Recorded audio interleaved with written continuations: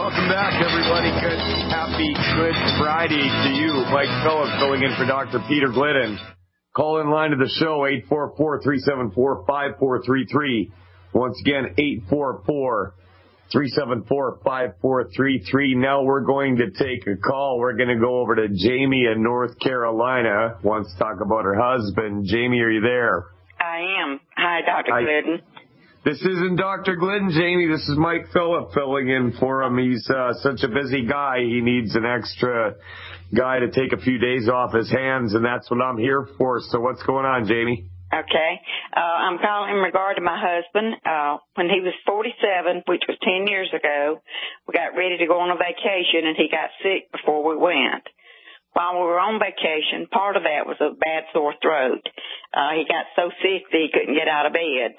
We took him to the doctor 3 different times during that week. No one gave him any medicine. When we got back on the next Monday, he went to a throat doctor. They checked him with a scope and said that he had an inflamed esophagus, gave him an antibiotic and a Nexium. He took those. He got over the sore throat, but he never got over the tiredness and the fatigue that this had caused. And since that time, he'll stay down for months, and now it's been 2 years since the last time he got well, but he sleeps. He'll sleep 60 hours at a time. He's tired all the time. His medical records now are about 6 inches thick. No one has been able to find out what's wrong with him. Anything we've tried, we're at Duke Hospital now trying to find out something, but have been there for almost a year and still have not found out anything. When he comes out of this sickness, which it might be in 6 months, it might be in 8 months, but as I said, this time it's been 2 years. He'll all of a sudden, his hands will get to shake, or his body will get to shaking, his heart gets to palpitating, and over like a 45-minute period. No warning or anything. And then he'll be well for a while, and then he'll go back down in a few months, and as I said, this time it's been 2 years. And he hasn't been able to find anything. No matter, we've watched his food, we've watched what he does, we've taken vitamins. We've been on the longevity now for about 6 weeks. 6 weeks? What's he taking? He takes the Healthy Pack, and then he takes the Selenium. Okay, I would give that a little more time, and I would be really diligent about the 10 bad food list. You're all over that, are you? We are. We've already been through that. Actually, we cut out all the breads and that kind of stuff several months ago to see if we could find out anything with the gluten, and nothing helped with that. Yeah. So, well, it's only been 6 weeks. I would give it more time. The only way it doesn't work is if there's a malabsorption problem or the dosage isn't high enough. So is he getting enough for the correct amount for his body weight? Well, I'm not sure how much selenium he should be taking. And he takes 2 to 3 scoops of the Tangy Orange, and he takes 3 scoops of the Bioflex a day. Bioflex? Osteoflex. Osteoflex, yeah. And he takes it in, we mix it in with a scoop and a half of protein powder, whey protein powder. Okay, well, get rid of the whey. Okay. I would do that, and I would substitute that for a whole lot of meat and eggs. Okay. Right off the bat.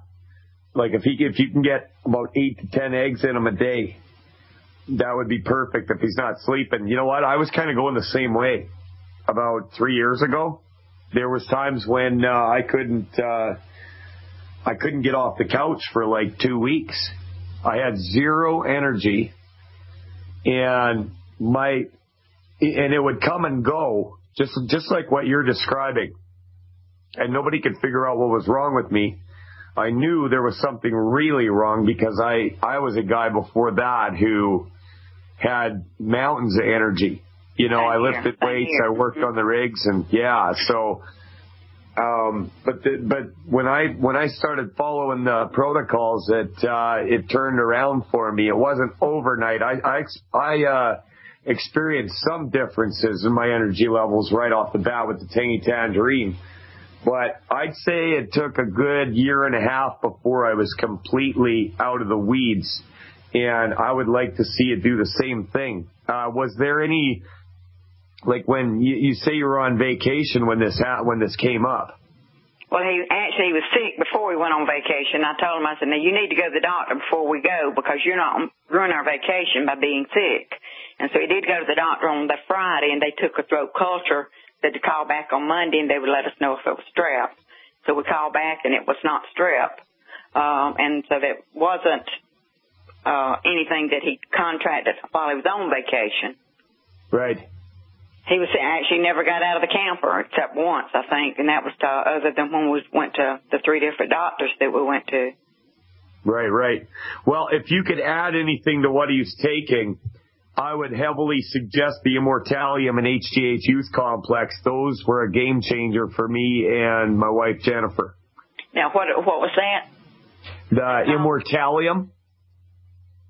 Immortalium is a new product from Longevity. It's got seaweeds, fucoidin.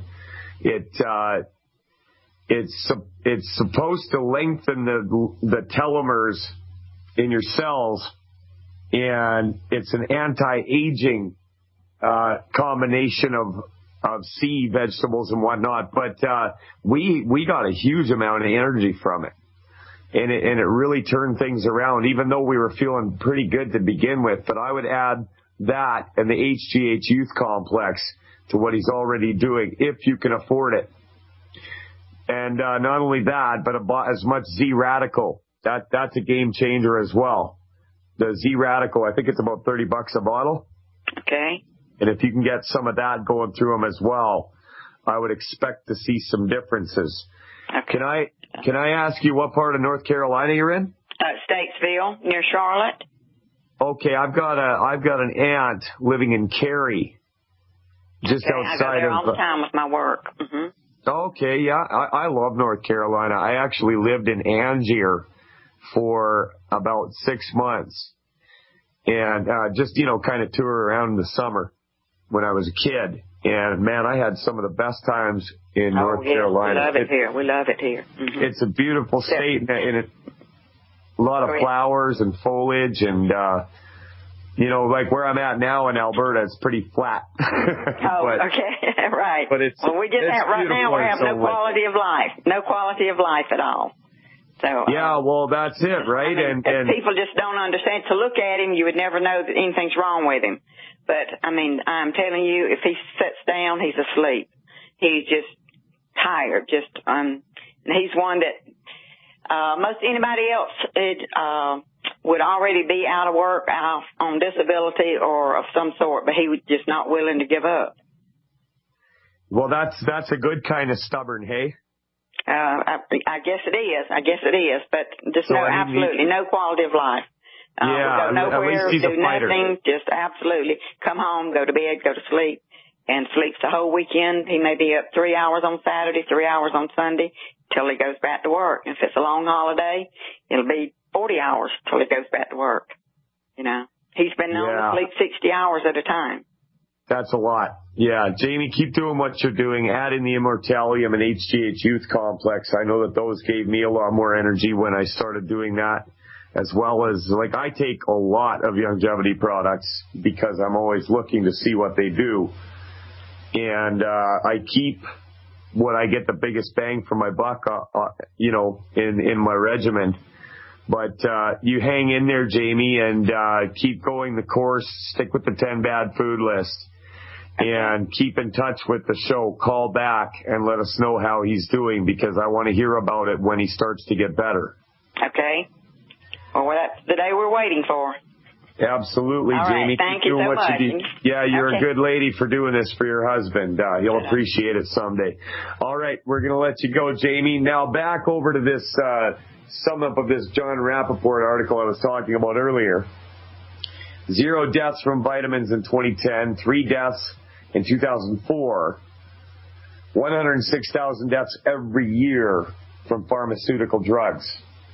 Between 76,000 and 137,000 deaths from pharmaceutical drugs every year in hospitalized patients.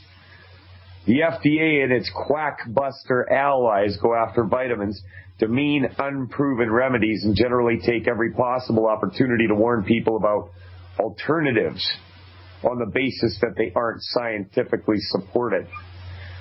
Meanwhile, the very drugs these mobsters are promoting and certifying as safe and effective are killing and maiming people at a staggering rate. The masses are treated to nonstop PR and the glories of the U.S. medical system. In the Wikipedia entry, U.S. military casualties of war, the grand total of all military deaths in the history of this country, the United States that being, starting with the Revolutionary War, is 1,312,612. In any given 10 years of modern medical treatment, get this, 2,250,000. Consider how much suppression is necessary to keep the latter number under wraps. Now here's another deal, okay? That's actual prescriptions in hospital, taken correctly, taken as diagnosed, in what is supposed to be a sterile setting, right? We all know, yeah, whatever. Now there's free drug samples. Free drug samples come at a cost to patients, study says. This is in Fox. Dermatologists tend to prescribe more expensive medications when they also give their patients drug samples, according to a new U.S. study. If you're a patient who receives a sample, you may perceive that doctor is giving you better care because they gave you a gift. Dr. Alfred Lane told Reuters Health. But that doctor may have increased your medical costs by giving you that sample. Dun, dun, dun. Get sticker, right? Lane is the study's senior author from the Stanford University School of Medicine in Stanford, California. So it's like a drug addict giving you some free crack, expecting you to come back. Jack. Mike Phillip, filling in for Dr. Peter Glidden, back after this. Welcome back to Fire Your MD Now Radio. Mike Phillip, filling in for Dr. Peter Glidden. Now, before the break, we were covering an article with Fox News. Free drug samples come at a cost to patients, study says. Dermatologists tend to prescribe more expensive medications when they also give their patients drug samples, according to a new U.S. study. If you're a patient who receives a sample, you may perceive the doctor is giving you better care because they gave you a gift. But that doctor may have increased your medical costs by giving you that sample. Dr. Alfred Lane is the study's senior author from the Stanford University School of Medicine in Stanford, California. Addressing fellow dermatologists, he added, you have to realize that these samples are making you write more expensive prescriptions. In an editorial accompanying the new study in JAMA Dermatology, Dr. Kenneth Katz and colleagues from Kaiser Permanente North California note that the drug industry in 2011 distributed 6.3 billion of samples. Well, any good drug dealer knows that that's what you do. In principle, samples are intended to be beneficial. For example, they allow patients to try a drug before filling a prescription, and they give poor patients access to costly medications. Why, are you going to keep giving them to them? Doubt it. Some studies have pointed to troubles with the practice of giving samples, however, including they're not always reaching the neediest individuals and they're potentially influencing how doctors prescribe. Yeah, you think? Doctors also may not fully explain the drug's use and risks to a patient as well as a pharmacist would. I think attitudes are evolving, and I think there's increasing awareness that samples are actually bad medicines, Katz told Reuters Health. Katz said Kaiser Permanente North California has a strict policy against samples and any other conflict of interest. At Stanford as well, Lane said doctors have been prohibited from giving patients drug samples since 2004. For the new study, he and his colleagues compared 2010 prescription data from first-time acne and rosacea patients in Stanford's electronic medical records to a national database of dermatologists from across the U.S. They found the dermatologists in the database gave about 25% of patients samples with their prescriptions. They also found that 21% of prescriptions given by doctors in the database were for less expensive generic drugs that compared to 83% of prescriptions at Stanford. The top drugs prescribed differed markedly between the academic medical center and the practices in the national database.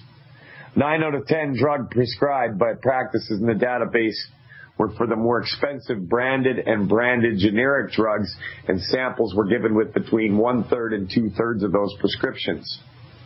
Here, try this, kid. Try it out. You might like it. Dermatologists in the national database prescribed an average of $465 worth of treatments per visit, compared to an average of $200 per visit at Stanford. I was shocked. Lane said, I never thought it would be twice as much. Well, that's what you found out, right? And not only that, but let's go back to rosacea and skin problems. Gluten. Bada bing, bada bang. It's that easy.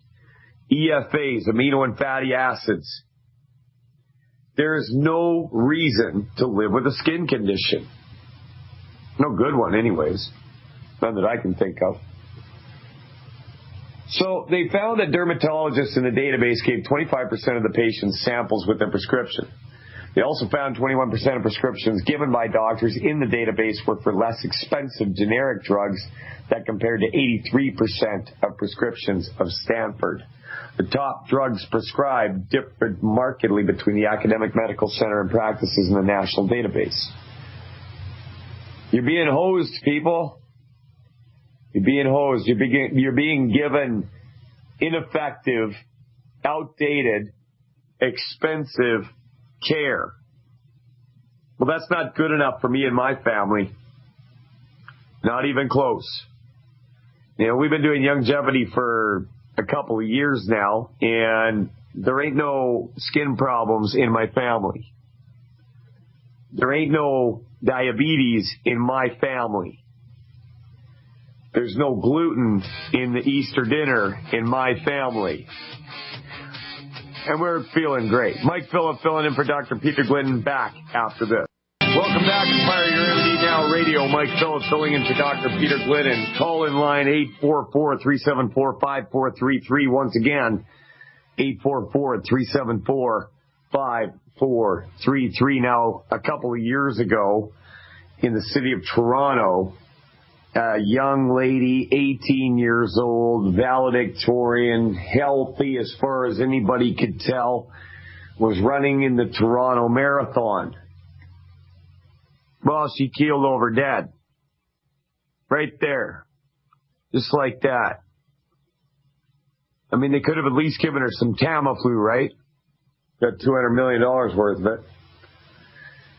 And it just, it brought it all back to me in this report I was reading in Fox. Racing death.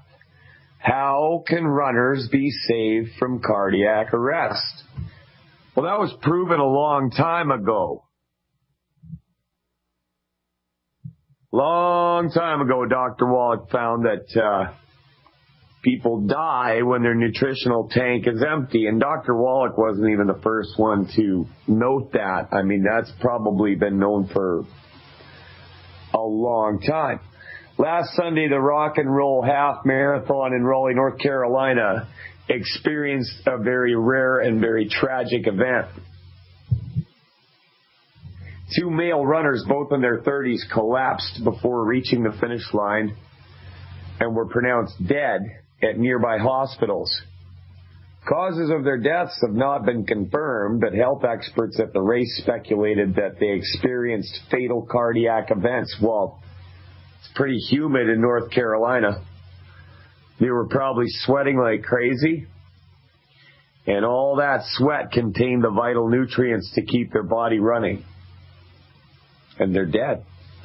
Cardiac arrests during long-distance races are rare, according to a study published in the New England Journal of Medicine. Nearly 11 million runners participated in marathons and half marathons in the United States between 2000 and 2010, and only 59 had cardiac events. Well, okay, now wait a second.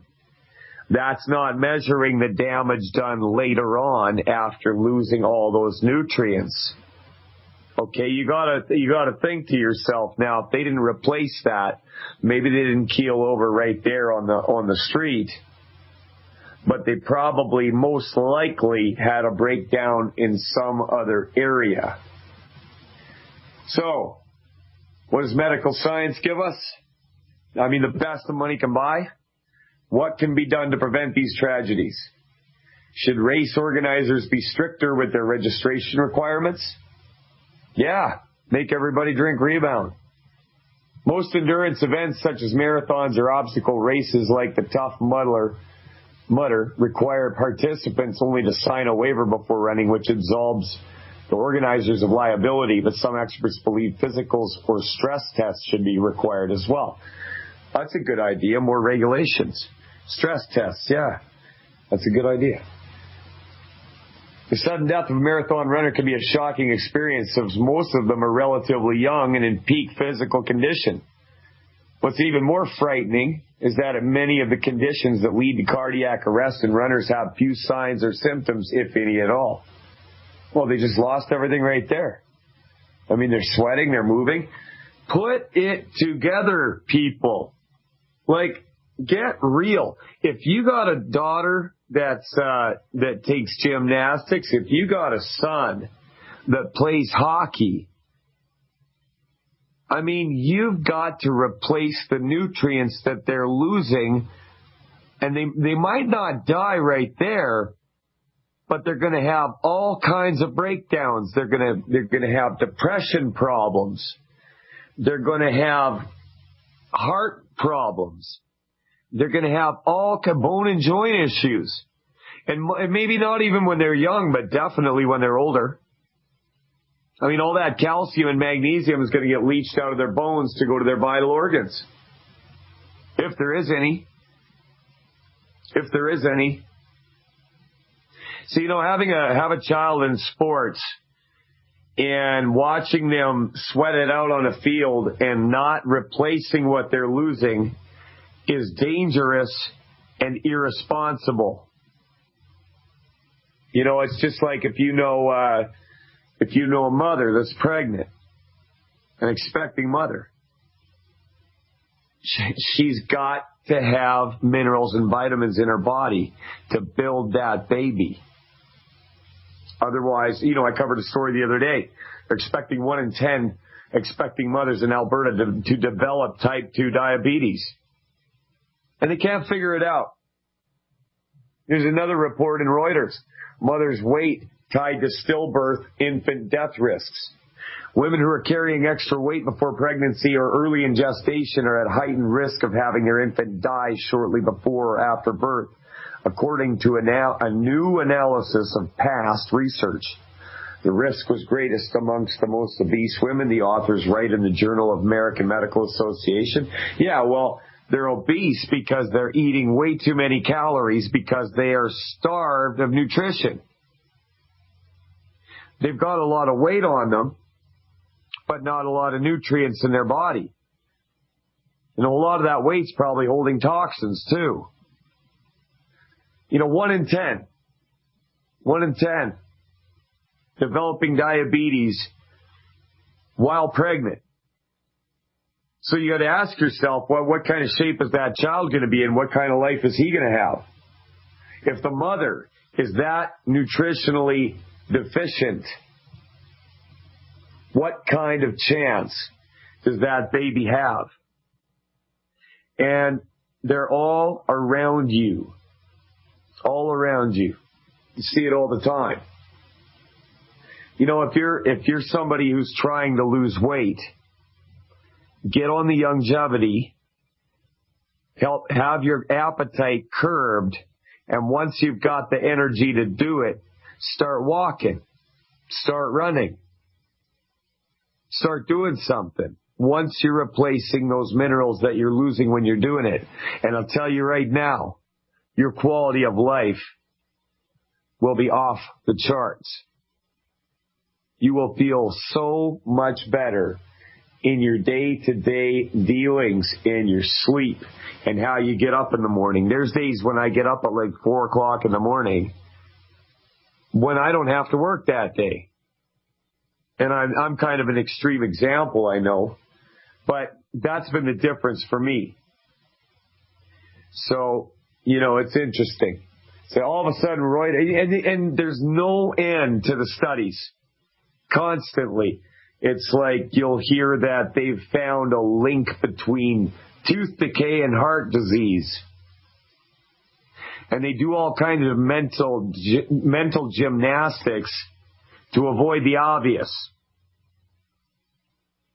Calcium deficiency. How hard was that? But they do it. Since excess weight is a potentially modifiable risk factor, further studies should assess whether lifestyle and weight changes modifies the risk of fetal and infant deaths. Stillbirths, when a child dies in the womb toward the end of pregnancy, account for a large part of the estimated 3.6 million neonatal disasters that occur each year, the researchers point out. Previous studies have linked women's weight during pregnancy to the risk of their children dying in the womb or shortly after delivery due to complications. Some could not show their findings were not due to chance, however. Yeah. Ladies and gentlemen, it's all been figured out a long time ago. I've seen it work in people around me. And by the way, there was a man I was talking to last night, and he wants to know about somebody that has recovered specifically from a diagnosis of osteoarthritis. 1-844-374-5433. If you call in, if you had osteoarthritis and got rid of it using longevity by building up and supporting and promoting the healthy structure and function of your vital organs and systems, I want to hear from you. Because I'll play back the MP3 later for this man because he's at the end of his rope and wants to help his wife. That's exactly what drove me into this. Couldn't stand hearing my wife in pain. Couldn't stand it. And you know what? I didn't have to live with that, neither did she. All because I was able to take in the right information. We're willing to do it. Dr. Glidden has come up here about 4 times. And in that time, if you look at the population of this area, we're slowly getting the word out. It's funny, people, they'll come and they'll hear it. They'll meet people that have actually done it. And they walk away back to their statins.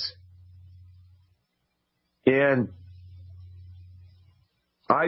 all I know is that I can't not tell people about this. You got a mom, you got an aunt, you got a sister, a daughter, somebody that's in the weeds with their health. Well, get a clue. You're smart enough to do it. If I can do it, you can do it. It's really that simple.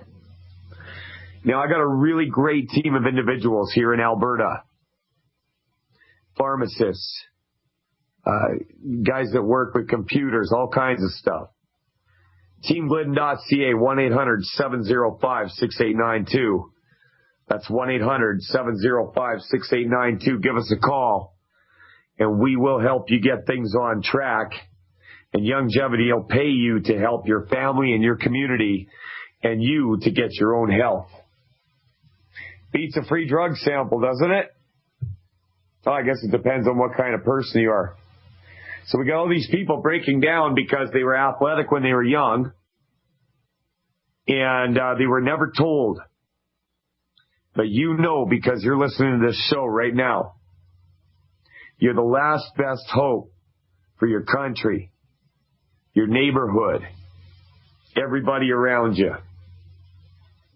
And I don't imagine, I can't frankly imagine why you would not want to get the message out. You want a better sex life? You want increased brain function? You want to sleep better? You can do it.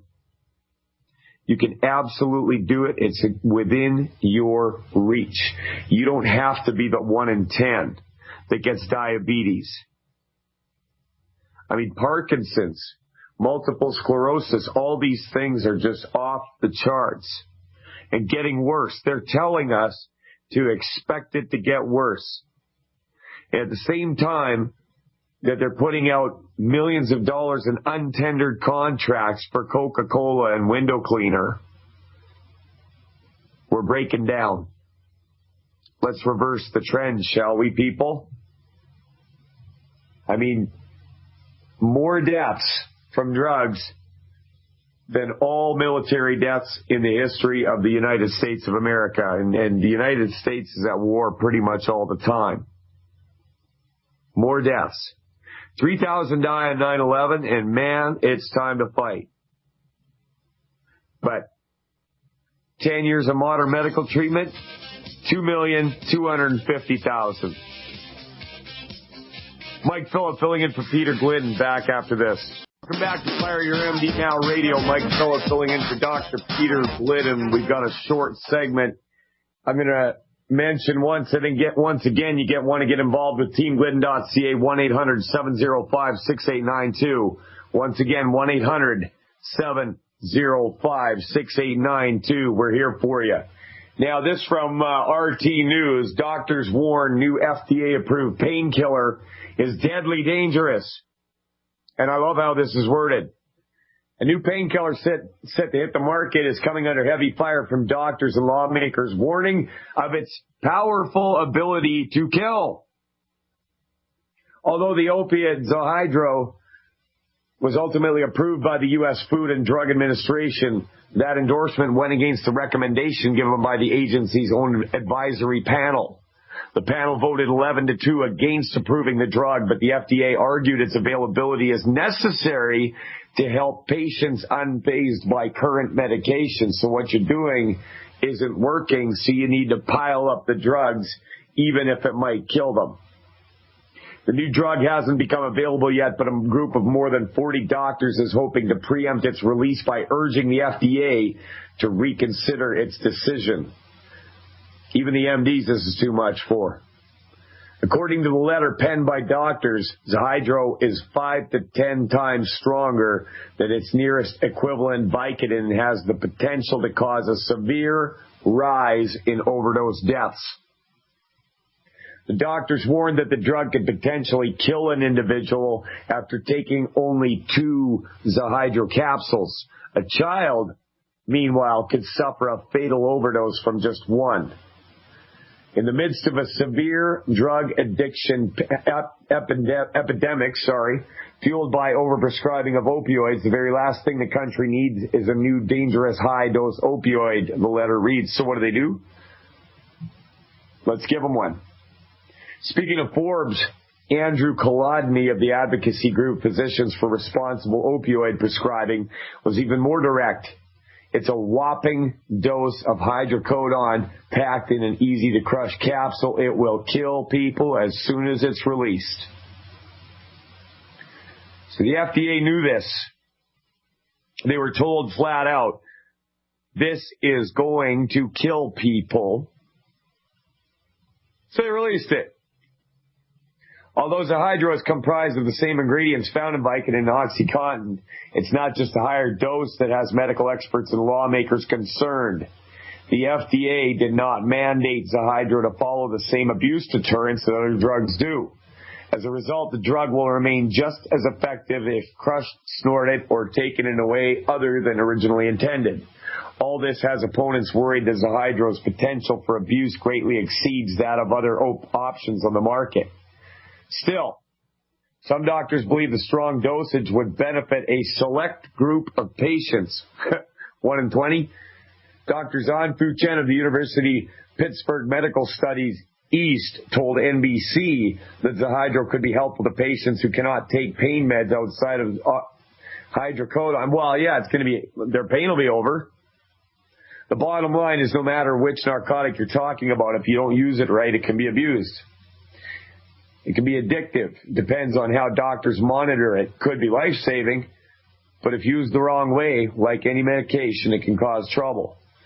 Forbes noted that Zahydro's manufacturer, Zogenix, Zogenix, I don't know how that's pronounced, has also claimed the drug does not contain acetaminophen, which Vicodin does, and therefore is actually safer to use. Others say that difference is negligible since there are similar medications already available. Well, yeah, there are people dying already. So what's the problem? The letter of the FDA also placed the hydro in a larger context regarding drug use in the United States. It noted that 2012 data by the International Narcotics Control Board found Americans consume more than 99% of the world's hydrocodone supply and 84% of the global stock of oxycodone. 84% of the global supply. You guys sure do a lot of drugs down there. Canadians aren't better. Mike Phillips filling in for Dr. Peter Glidden. Have a great weekend. Talk to you next week.